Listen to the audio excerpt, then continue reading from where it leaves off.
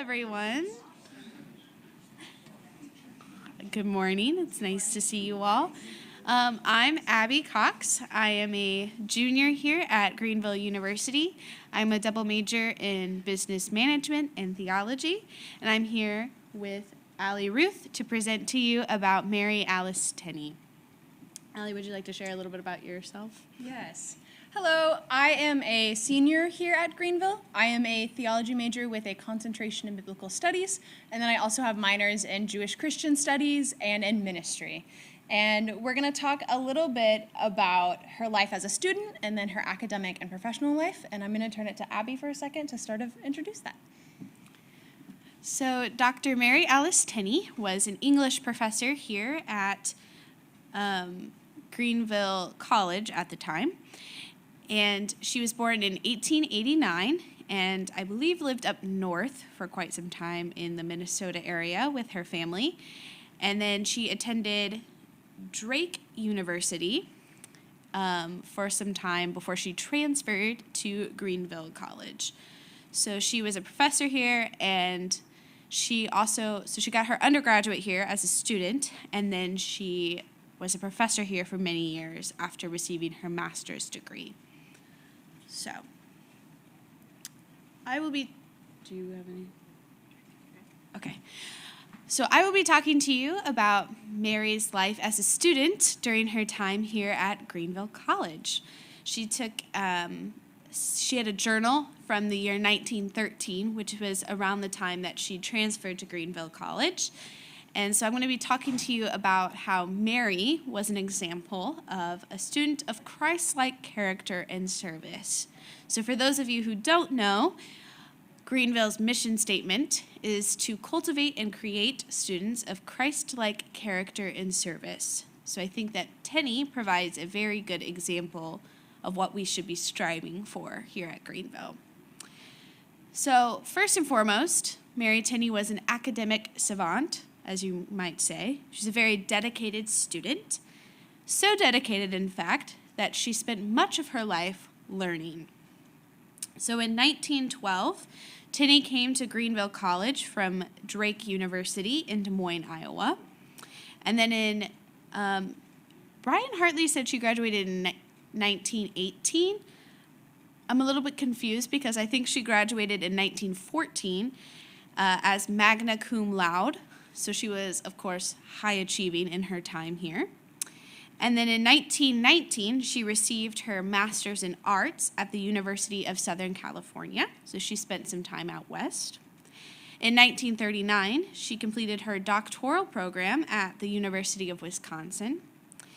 And even on her sabbatical, when she was teaching at the college, she dedicated her time on her break to learning more about Wesley and the history of Methodism by going to England to learn about early Methodism in 1948. And that sabbatical was fully funded by students. They raised the money so that she would be able to go over to England and learn and spend some time, and then she could come back and teach those students about everything she had learned. So her students really loved her, and that shows through in their dedication to her and her time. So in her 1913 journal, which was written in her senior year at Greenville College, it details her ability to learn about a variety of subjects. She took classes in political science. She took French.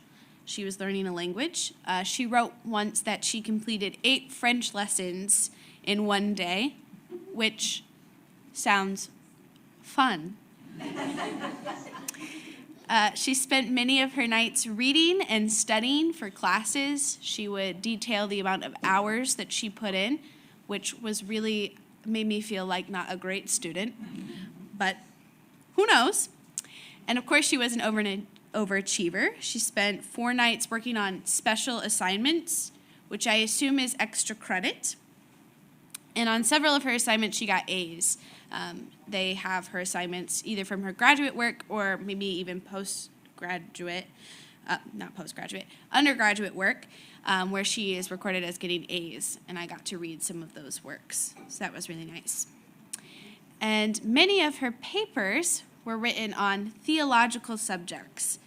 She had some of her graduate work that revolved around the ideas of John Wesley. She wrote philosophy papers about John Wesley's ideas, one on Wesley's theory of wealth and stewardship. And she also wrote about Methodist movement's effects on English literature, as she was a literature savant. That's what she studied. So she wrote about that, and she brought those theological ideas into her work in the secular realm, which really showed her passion for theology and for the history of Methodism and the history of Free Methodism, because she wanted that to be a part of all of the work that she did. Tenney was also a loving friend during her time as a student. In her journal, she wrote about her friends and their spiritual lives, and she was very invested in them and what they had going on in their relationship with Christ. She chronicles her friend Arthur's journey to Christ.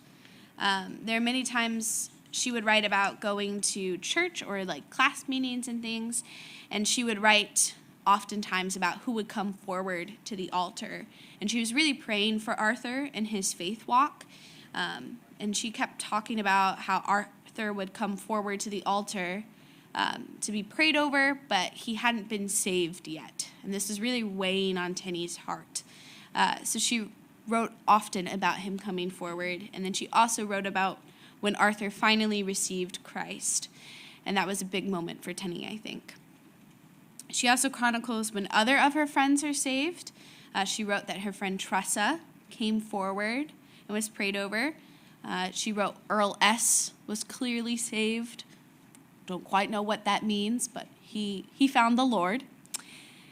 She tells about her friend Beryl, who was a very close friend of Tenney's, and I believe that they lived together during this time. I think they were roommates.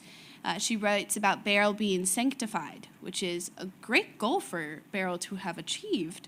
I would like to know if she meant entirely sanctified or if she just meant in the process, some point in the process of sanctification, because in your 20s, being entirely sanctified is an interesting thing to achieve. One can only hope. She also cared for people in need in her community. She made dinner for Mr. Cochran and her friend Arthur when they had blood poisoning, which I did have to look up what blood poisoning was because I hadn't heard of it before, and I don't know if I remember it currently at this moment. And Will Hoffman, when his father died, she gave some prayer over him, and I think they had a prayer service for this young man after his father passed away, and she went to that and attended that, because she really cared about the people in her community and their spiritual wellness, as well as making sure that they had the things that they needed. She also cared a lot about her own spirituality and her own inward spiritual witness. She was concerned with the state of that. She had a prayer group with her friends, and they often prayed together in their house, maybe just in the mornings or just whenever they could meet. She often wrote about the good programs that she attended at her church. She would attend multiple services a day, whether that's a prayer service or a full worship service. She would attend those. She, like a good Methodist, attended class meetings. Often she would attend a class meeting and a church service or a prayer service all in the same day. She wrote about going to see a missionary talk with her friends. So she really enjoyed going to church. It was something that she looked forward to. It was something that she cared deeply about. And I think that that shines through in the ways in which she continued on in her life as a professor. She really cared a lot about her students and their spiritual witness. And so it's interesting and cool to see the ways in which Tenney, in her time at Greenville College, developed her into the adult that she became.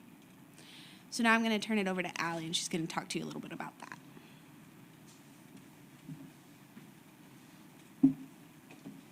Right. I'm a little taller than Abby, so.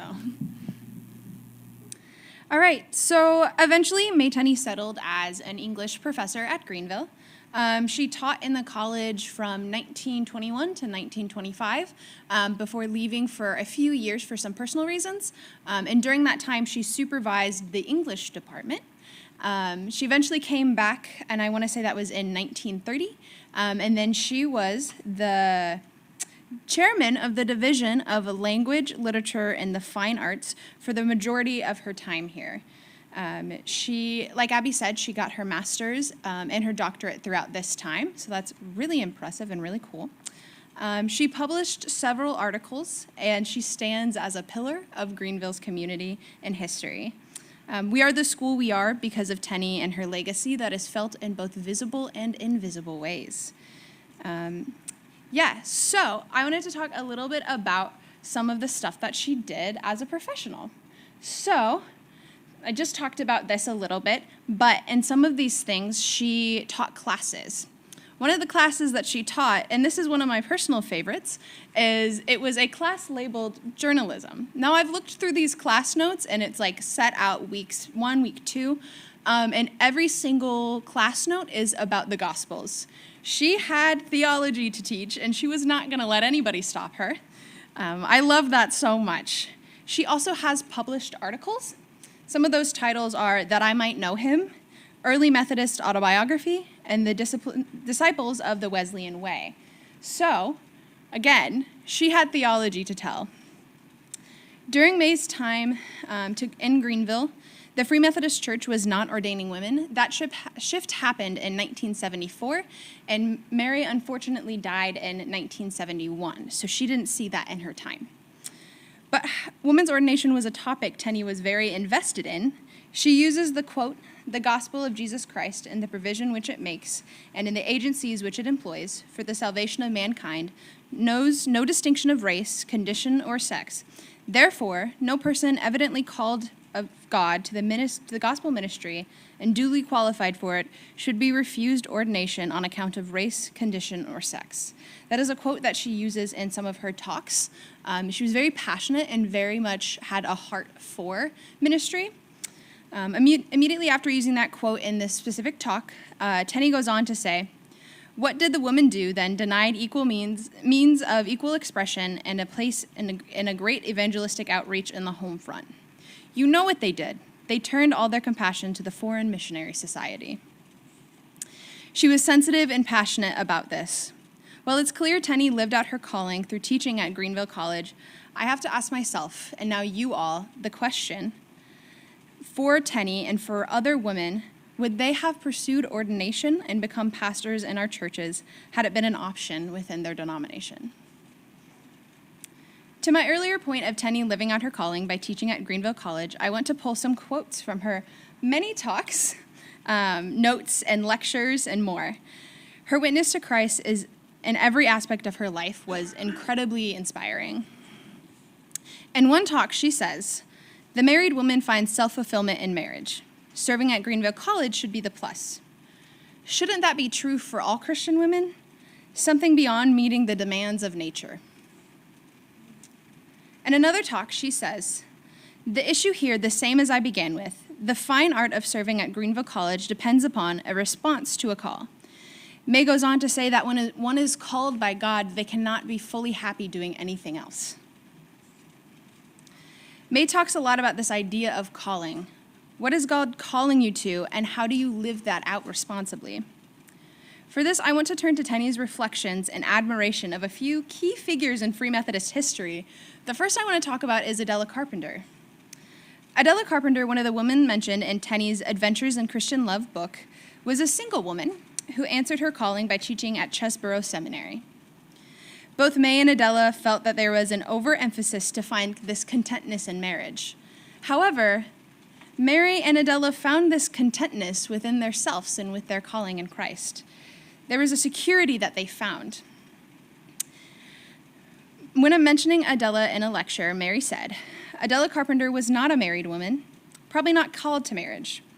Hadn't we better face the fact that if there are different gifts from God, there must also be different callings?" Again, Tenney brings up calling as more than an occupation, but something that affects every single aspect of one's life. May and Adela bonded over singleness. However, Mary also saw the call to marriage as a valid one. She had a deep and true respect for B.T. Roberts' wife, Ellen Lois Stowe. And I'm sure that you know, but B.T. and Ellen are largely thought of as the founders and the first Free Methodists. So Tenney admired Ellen as she was a loud voice in what a Christian life ought to look like. Mary found herself amazed at both B.T. and Ellen, and especially in how Ellen responded to B.T.'s passing. Following B.T.'s passing, Ellen continued to learn and write. She stayed committed to Free Methodism by writing articles, attending Free Methodist gatherings, and more. In one of Ellen's final sayings, she says, "If you have anything to say, say it strong. If you have anything to do, do it strong." Mary Tenney embodied this idea by fully living into her calling of teaching, her calling which did not include a calling to marriage. Ellen was committed to Free Methodist history, and that was something that Mary admired. Mary knew Ellen was doing justice to her calling by living out self-sacrificial love to B.T. in the same way May knew that she was doing justice to her calling to serve and teach at Greenville. Mary Tenney was not called to marriage, and she was never tied to a man, though the culture she lived in, and to some extent the culture that we live in today, implies a necessity for a male tie. Tenney's impact is still felt in so many ways regardless of this lack of tie. Visible ways like Tenney Hall, and in less visible ways. In a way, Tenney represents every woman at Greenville College and Greenville University who rejects worldly expectations in order to wholly fulfill the call that God has placed on her heart. I am forever grateful for Tenney. She lives on as a beautiful example of a person who set aside the assumptions of what she should do and instead trusted the security that she had in her calling in Christ. Tenney is one of many single women in Free Methodist history. She is one of many single Christians throughout history. Possibly another very notable single Christian who Tenney is clearly looking to is Paul. Paul is a single man who dedicated his life to helping others understand the difference Christ's death makes. The theology of singleness that is emerging from Tenney's quotes, teachings, and lectures is not new. Paul talks about this idea of singleness throughout his letters, most notably in 1 Corinthians chapter 7. Paul saw the call to celibacy as a gift, one both he and Mary Tenney shared. Paul even ventures to imply that his singleness allowed for undistracted devotion to the Lord's work. We, of course, know that this is not true for everyone, as we see a beautiful example of a Christ-centered marriage in Ellen and B.T. Roberts. In conclusion, Dr. Mary Allice Tenney did not have a calling of marriage, yet she still fulfilled her calling from the Lord. She did not have ordination as an option, yet she still found ways to be faithful and get her theology and understanding of Christ out to others. Mary Allice Tenney lives on in every woman who listens to God despite the expectations of this world, and her legacy is truly felt at GU to this day. So I'm going to bring up Abby.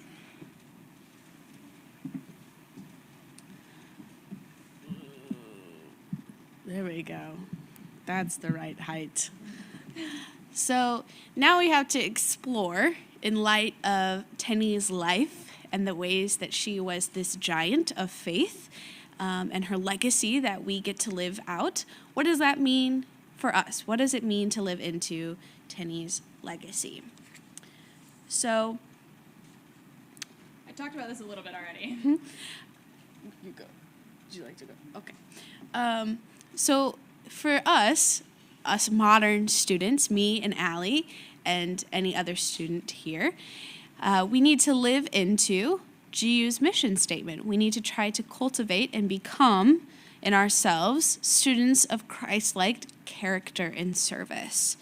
And we need to look to our examples from the past of Mary Tenney to see what that looks like. That means caring for our friends and those closest to us, caring for our communities in ways that are visible and invisible, bringing food and visiting the sick, which is one of Wesley's means of grace, doing that in order for something to be cultivated in our hearts, but also in praying for our fellow students, even when they're not present in the room with us. So going into the future, I think GU needs to look at these giants of the past to see how they can cultivate these students of Christ-like character and service. And it starts in the classroom. Tenney didn't just teach, Allie has talked about this, but Tenney didn't just teach English. She also taught the gospel in all of her classes. And I think for us, with our professors, we need to have a focus on teaching the gospel in any class that we have. And I've seen that in my time at GU. I also am a business major. I think Professor Jane Bell has done a great job of helping us to see the gospel in real ways. So I think we need to continue this legacy of teaching the gospel in the classroom, even if the subject isn't just the gospels. So I think that is the legacy for the modern student that Tenney leaves us. And I just want to reiterate that the world places a lot of expectations on us, both men and women. And in the spirit of May Tenney, I think when we're exploring our understanding of calling, we need to evaluate what are these expectations the world has placed onto us, and how am I ignoring callings from God so I can live into these expectations and go forward knowing that regardless of what the world is saying, if you are called by God, it is valid and you are doing the right thing. Right. That's all.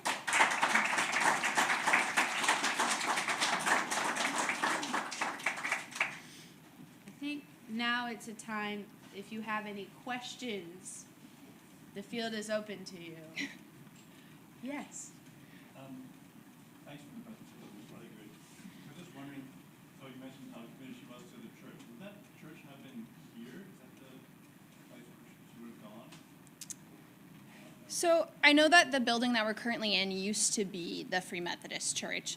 I'm not sure when that started. I'm assuming it was a local church of some sort, and considering that she talked about BT and Ellen a lot, I'm assuming it was the Free Methodist Church. An educated guess is yes. I also, again, it's a different time, and we already, as students, walk a lot of places on campus. So, but she writes when she's going to these band and class meetings, she's walking. So it's possible that wherever she was going, it was on campus in some capacity. Because I imagine chapel credits was a thing for a very long time.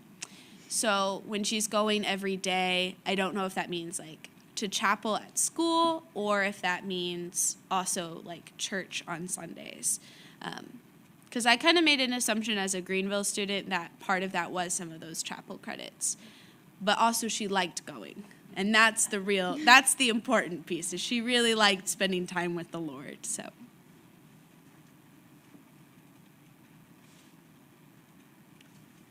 Any comments about a couple of the books that she wrote, like Living in Two Worlds? Oh, yeah. Yeah, so I used Adventures in Christian Love for a lot of my presentation. And I just really, really appreciated how she was so willing to look at the saints that had come before her and admit that she can't do this work on her own, and everything that she's doing is built off of a foundation of people like Adela Carpenter, people like Ellen Lois Stowe. We have looked at some of her other books, but I know that for me, I've been mainly invested in Adventures in Christian Love. I'm not sure if I looked at in any of Tenney's books. Wayman can speak to that more. He's our faculty advisor. Yes. Yeah, this is a great question. I think one of the things that we've seen Dr. Tenney do is showcase the saints. And definitely in Adventures of Christian Love, but also in her Blueprint for a Christian World, she's mapping early Methodism and why it made the impact it made on the world. And she repeatedly points out the practices that Wesley is employing to draw him and others closer to God, and how it's like wildfire. And so it's interesting to me as I'm watching both Abby and Allie present, they're doing exactly what Dr. Tenney did, which is showcase the saints, and now they're showcasing Tenney as a saint among us. It's really beautiful stuff. She was, this inner spiritual life stuff for Dr. Tenney was central. She was deeply concerned about it for herself, but also for her whole community. Her prayer life was lively. And I think one of the things that you see in all of her books is this constant yearning for how can we become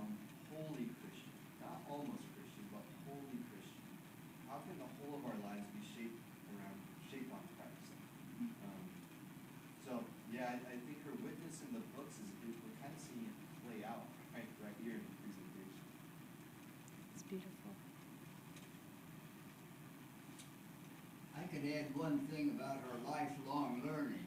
Yeah. When she retired, she decided to audit a few classes. Makes sense. One of them was the Tracks. music appreciation class that I was teaching. Oh, awesome. But the new technology of 7.5-inch reels of tape recorders Mm-hmm. was part of the class. Yeah. And she came to me and she said, I'd like to do this, but she said, I can't get the hang of operating the machine. Yeah. I think, did you help with, because she has in the archives some a recording of her reading one of her books. Do you know anything about that? Was it her book or was it a lecture? It might have been a reading lecture. Is that what you Yeah, her lecture. She gave a lecture and it was recorded, and we have that tape in the archives. So that's very cool. I don't think we can listen to it. We can? Oh, We can beautiful. Yay. Yes. So you two both spend a lot of time working on researching scripture and doing a lot of Bible papers in your courses at Greenville. How was this experience a little bit different for you? Do you want to go? You go first. I think it's interesting because when I'm doing research for classes, I just like sit in JKL and I have 24/7 hour access to JKL, and I'll just sit in JKL and there's like a bunch of books and a bunch of resources. And while we do have a lot on Dr. Tenney, there was only certain times that I could go, so I had to be very like focused and very detailed and very like manage my time really well when I was in the archives. My mom's a Greenville alum, and so I kept getting distracted looking for articles that she was in, and then I'd be like, no, I only have a few hours. So I think that was something that was really, really different. And just, there's not a whole lot, like when you're looking at the Bible, you can Google things to a certain extent. Not that I do that anymore. There was once a day. But there's no Googling with Tenney. Like a few of her articles will come up, and that was actually really helpful. But for the most part, it's digging through boxes, trying to find the right stuff, trying to figure out what is going to help be a part of my research, and what is just some fun additional facts that maybe doesn't need to be in this presentation. Yeah, just a lot more scheduled. Yeah. I think I agree with a lot of what Allie has said about the research. For me, when we first started these presentations, since there's two of us researching Tenney's life, which Tenney has a lot of stuff, so we definitely need a team of people to really tell her story. I think I sat down and I was like, I don't even know what exactly it is I want to talk about. There's so many things. And again, what really stood out to me for this presentation was her life as a student.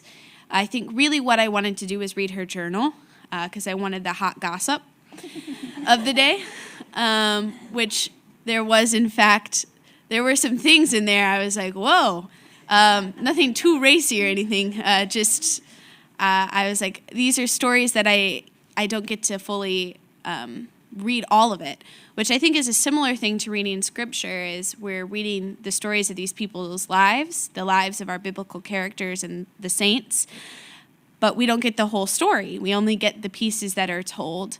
And so I think that was one similarity with researching Tenney's life and the life of this saint, is there's only so much of the story that we get told. And there's a lot of gaps that we don't get to know the answers to. I found myself really wanting to have the opportunity to sit down and talk with her. There was also a lot of things that were, I don't always get this in the Bible, because the Bible wasn't written about 20-year-old women, largely. And so there were often times I found myself relating to things that Tenney was writing, and I thought that was an opportunity that was really cool to get to have, to read about someone who lived in a different time and really think, she gets me. We think similarly. That was a really cool opportunity. But the research style is very different. Usually when I'm reading scripture and looking into it, I know where to start and I know the steps to take. And I found myself going onto the archives and going, I don't know what to do. I don't know where to start. But I found my way. I think, and I know you said difference, but I think something that was really striking me as we were doing this research is how there's a lot of similarities with it as well. Abby and I started our research together, and we've done a lot of our research sitting together in the archives. And still, she pulled out her life as a student, and I pulled out her life as an adult post-school. And so I think it's really interesting how, even though we're doing the same research, we're looking at the same box, we're looking at the same files within the same box, we're still looking at different things, and we're still interested in different things, and we're still figuring out how to bring the gospel into those different things, and we're still figuring out how to interpret that for a modern audience.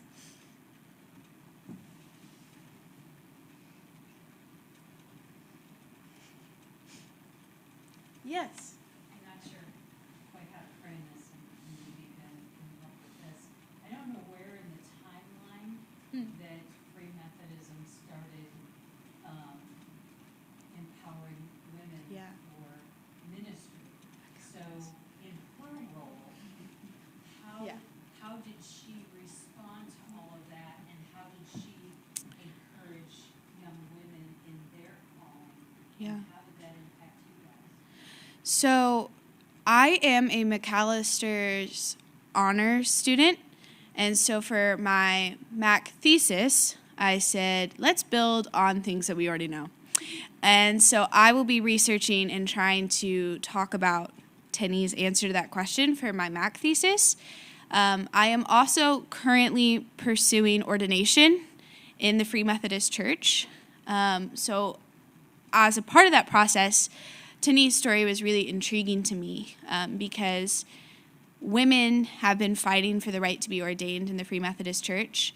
So just for some perspective of Tenney's lifetime and perspective of the Free Methodist Church.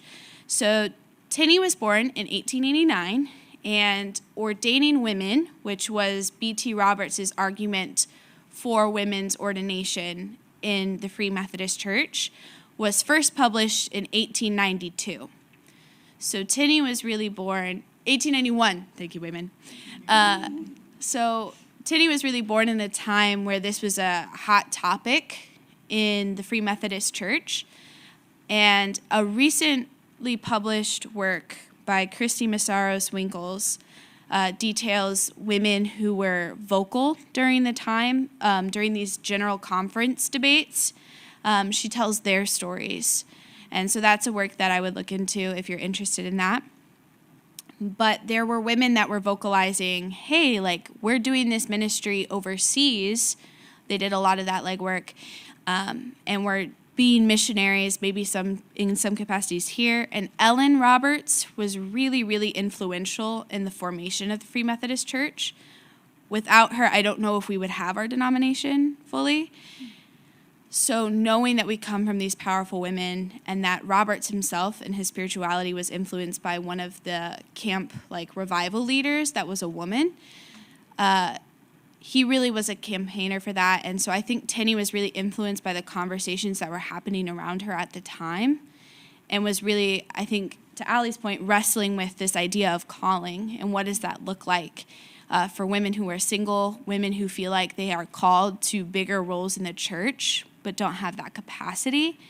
And so I think Tenney's response to that was by raising up women leaders, maybe not necessarily in the church, but just Christian women leaders. Elva McAllister, she was really influenced by Tenney, and Elva ended up influencing a lot of Greenville as a response, and a lot of young women as well.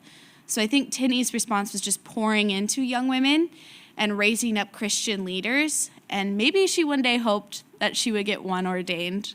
But so then she died in 1971. And then just 3 years later, in 1974, the Free Methodist Church made the decision for women to be ordained. So she really just missed it. But I think she continued that fight during her lifetime of showing women being these responsible Christian caretakers and responsible leaders, and just really pouring herself into her work of educating women and growing them up to be people of influence in their communities. Yeah, I was going to speak a little bit, because Abby just got all the history. I was going to speak a little bit to that last part of like how it's affected us. I think for me, not coming from a Free Methodist background, spending a lot of time sitting in the archives and reading about people like Ellen Roberts or Ellen Stowe, and reading about all these like Free Methodist like giants has really impacted me in some very meaningful ways. I think I heard the number 1974 was when a women's ordination happened, and I immediately went, ugh, that's unfortunate. But it wasn't when women started doing ministry in the church. It wasn't when women started impacting the church in any way. They were doing it all along. Ellen was doing it all along, kind of under the guise of working with BT. But like I said, even after her death, she was very, very invested in the church and invested in growing the church. And that really inspired May to continue being invested in the church and continue growing the church. And like Abby said, growing leaders that may one day have access to something that she didn't have access to, ordination. One last thing, because I'm very passionate about this, so I'm sorry I'm talking a lot. But I think as a woman who gets the opportunity to pursue ordination, it was really eye-opening for me that I don't just stand on the shoulders of women who pursued that fight and really were vocal in it, but I also stand on the shoulders of women like Mary Tenney who didn't get those opportunities. And I think I have carried that with me as I continue to discern my calling, just understanding that, again, it takes lay people and church leaders to make the church. And Tenney was a big part of her church, and she was just as important as any female minister would be as a leader in the Christian church.